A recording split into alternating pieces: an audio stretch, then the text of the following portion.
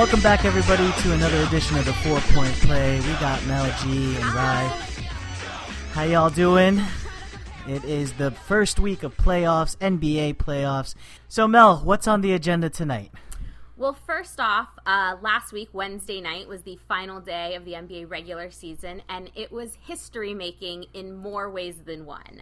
So you had the Golden State Warriors winning 73 games this season, beating the Chicago Bulls' previous record of 72-10. And you also had Kobe's retirement party. The long overdue retirement party. A little bit. So, which, I guess, here's the question. Going in, so before the game, before you knew that Kobe was going to go off and score 60 points, which game did you think was a bigger deal?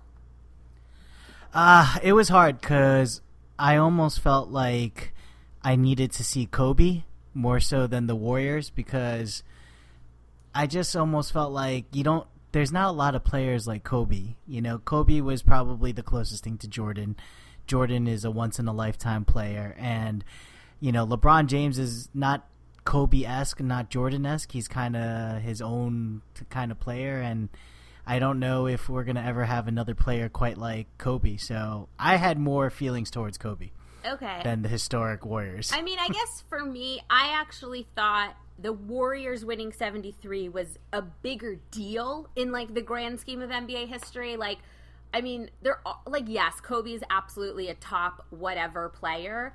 But, you know, legends do retire. It happens. Whereas it's possible that nobody ever will win 73 again. That's a very real possibility. So to me, the Warriors were a bigger kind of story, but I think people were more interested in Kobe. I think if the Warriors had been playing, you know, a better team than the broken Memphis Grizzlies, and if it was a really close game and there was actually like a lot of, you know, if there was a good chance the Warriors might not win, I think it would have been a lot more interesting if it was a really good game. But it turned out... So, like, against maybe San Antonio? Or, well, not on the last day of the season. They rest everyone. But just anyone that really wanted to give them a run for their money kind of thing. I feel like, you know, if they'd been playing, like, even like Boston or someone like that, you know, someone they had, you know, lost to earlier in the season, or someone that would have kept it really close, I think that would have made for a better story. But I think everyone knew Memphis didn't have a chance at Oracle, and it was kind of a foregone conclusion. It was really anticlimactic, but that, you know, doesn't take away from what they did all season, and it was absolutely incredible. Right. I also, for me personally, I kept hearing about Kobe, but I was in LA. So obviously in LA, Kobe was a much bigger deal. But I personally felt nationally maybe the Warriors were actually, you know, a bigger thing. I thought it was interesting too. So people made a big deal about how the Laker game was supposed to be on ESPN. And then at the last minute when the Warriors were going for 73, they bumped Kobe to ESPN2 and they gave the Warriors ESPN. And I think some people were a little outraged by that. I mean, personally, I don't think it matters. I don't think anyone with cable that has ESPN doesn't have ESPN2. So what's the difference? Right. But in terms of ratings, they were actually really close. So Golden State averaged 3.6 million viewers, and Kobe averaged 3.4 million. Wow. The thing that I found kind of most interesting was the Warriors peaked at 4.2 million at 11 p.m. Eastern, which was about like the second quarter of the game, whereas the Laker game peaked at 5.1 million, but that was at 1 a.m. Eastern. So this was at the end of the game when people kind of knew that Kobe was on track to get 60. And that's kind of how I felt about it. I was a little bit scoreboard watching. You know, the Warriors game turned into a blowout. I didn't care anymore. I also expected him to go in and play, you know, 20-something minutes, get, you know, jack up a lot of shots, but, like, not, you know, I wasn't expecting 60 points by any means. Like, this was unbelievable. So... I think he just wanted to go out in a better shape than Jordan did. Well, I think they said he shot 50 field goals, which was the most out of any player, definitely this season, but also the most that Kobe's ever shot. Like, he has never even shot 50 in a game, and he shot 50 in this game. So wait, when he shot 81 points, when he got 81 points, he didn't shoot 50 times? I don't think so. I think I saw that this was the most he had personally ever taken, which was shocking. And I did love his speech at the end when he said, you know, all my career everyone's telling me to pass and tonight they're telling me to shoot. So that was funny. One other funny story. So I mean, all season Kobe he's been on the autograph tour, and he's, you know, signing anything for anyone that asks. When he goes on road games, apparently he brings like 7 pairs of sneakers so he can give them to players on the other teams. So after the game, I guess all the Lakers were even like lined up like fans to get Kobe to sign stuff. And Nick Young hands Kobe his sneakers. And Nick Young was recently signed by Adidas. And Kobe basically said, oh, hell no. And he threw Nick Young's sneakers in the trash. So I think that's hilarious. I feel like it's really douchey of Kobe, but I also totally get where he's coming from. I mean, you've been a Nike athlete for 20 years. You're not going to go put your name on some Adidas. But he wasn't quite that big a douche. He ended up signing a pair of Nikes for Nick Young. He also signed the scorecard. He took a picture with his kid. Like, it was all in good fun. I don't think Nick Young cared. He's like, yeah, that's Kobe. I was going to say that was a classic Kobe move. And at the end of the day, you know, he is a Nike athlete. But it's funny because Kobe started with Adidas and then eventually dropped them to sign with Nike. Oh, okay. So my sneaker history isn't as on point as yours is. Yeah, actually, it's really funny, not to get into a tangent here, but there were 3 Nike executives who left to work for Adidas, and there's this big whole, like, you know, lawsuit, etc. I don't know if it's been settled or not, but basically one of those designers posted a photo of, I think, him or somebody wearing the first Adidas Kobe Bryant sneaker, and Nike, like, executives, like, I'm talking VP executives, went on Instagram and talked trash to Adidas. So ridiculous. It really is. It's so petty. Well, I also feel like if you engage, it's like, you got to me and now I have to, you know, like, say something. Like, if they just ignored it, I feel like that's such like a stronger play, but whatever.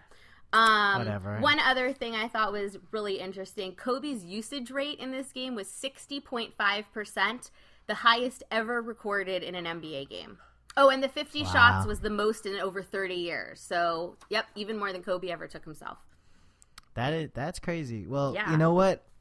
That's a hell of a way to go out. He went out shooting, and he had the go-ahead jumper, I think, to put them over. And then he hit his last 2 shots were foul shots, which ironically were his first points in the NBA. So he went out the same way he came in. So Kobe Bryant.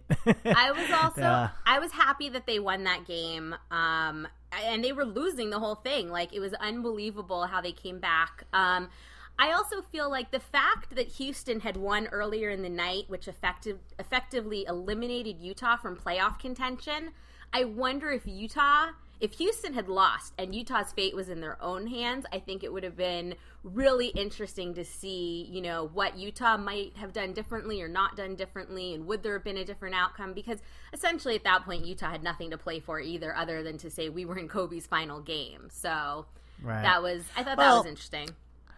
I think Kobe kind of laid it out, though, for everybody. He was like, I want everybody to play me at their highest level. Like, don't go easy on me. I mean, how many games did they end up winning this year?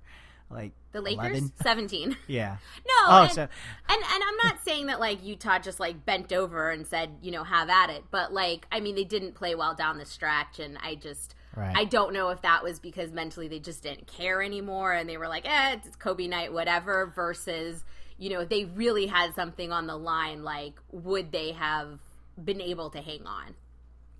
Right. And, you know, they still made it a game because it took 60 points for Kobe.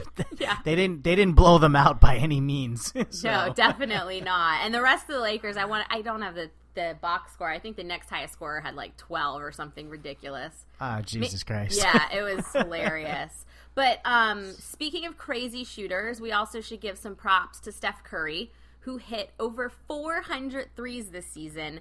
No one else has even hit 300 in a season, and Curry hit 400. He broke his own record that he set last year when he hit 286. Yeah, he beat it by so much this year, and unbelievable. that's such a low key. That was such a low key thing. I mean, the Warriors did some amazing things, and I don't know how it looked on your social media chatter, but it did feel like Kobe's game did overshadow the Warriors' 73 wins because, I mean, the Warriors did some unthinkable things this year. You wrote something on our MI83network.com about something about the Warriors' historic season this year where they did not lose back-to-back games. Are they the first team to do that? Apparently they are the first team to not lose consecutive games during the season. I have no way to check that, but I believe someone said that, and I trust them enough to check it. So right. And then they also had the record-breaking 73 wins, beating the 95-96 Bulls. They had the best start ever at 24-0. Right, and they also had the longest home game winning streak, I think, or something like that, since possibly streak, but they didn't finish. They finished 39-2 at home, where the Spurs and one other team historically, it might have even been that Bulls team, but I can't remember, were 40-1 at home. I just remembered like when the who was it? It was the Miami Heat a couple of years ago were chasing, I think it was the Lakers, like, win streak.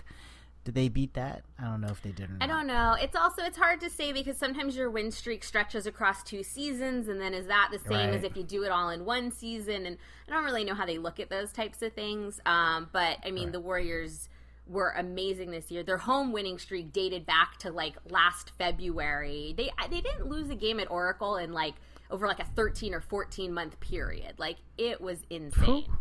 I mean, granted, like, must 4 have been, of those months they were on summer break, but you know.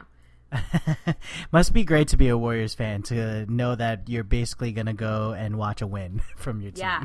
Well, speaking of which, the Warriors renewed 99.5% of their season tickets for next year. I want to know who is in that 0.5% that didn't renew. People who couldn't afford it. But you know what? Sell a handful of games. Sell 10 games and pay for the other 30. Like, I feel like you could do that. Yeah, possibly. Who knows? I don't know. It was insane to me that anyone would not renew their season tickets after the season that this team had. I mean, unless you're moving out of the Bay Area and you, like, can't physically get there, I guess.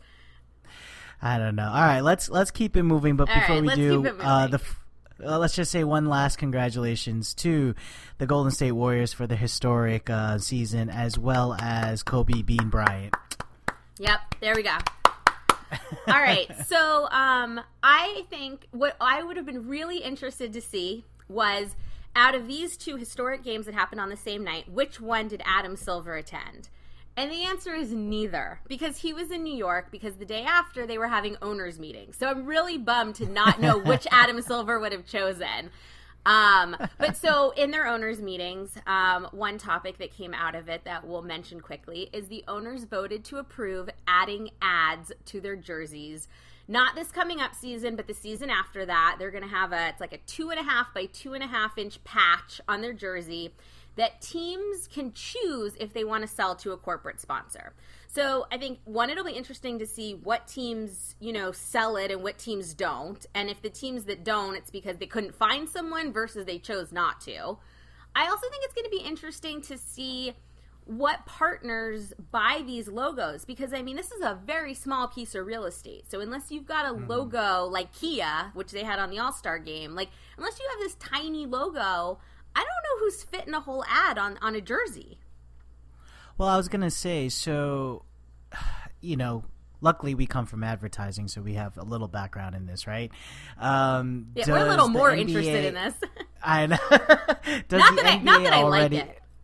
No, I don't either. I think it'll look horrendous. And I'm also curious if that means that replica jerseys, are they going to have logos on it, or are they not? The teams can choose to sell their jerseys with or without the logo, or potentially they could have both. Look, this logo is tiny. I don't like it. Let's throw that out there. But I don't mind it. It's small. I mean, as long as we're not, as long as they're not turning into NASCAR or European soccer or the WNBA where the logo is taking over the jersey, I don't really care if there's this tiny little patch on it. I just don't want it to get carried away. But the part that blows my mind is the year that they start doing these logo